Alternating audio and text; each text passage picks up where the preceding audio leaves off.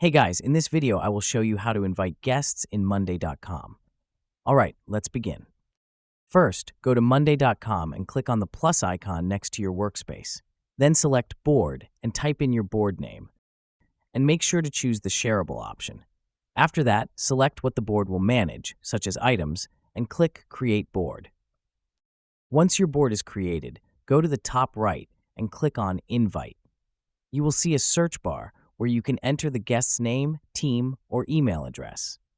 If you are inviting someone who is not already part of your team, just type their email address. Next, click on Invite a new guest by email, and then choose Invite as a guest. The invite will be sent, and the person simply needs to accept it to join your board. So that's basically how you can invite guests in Monday.com.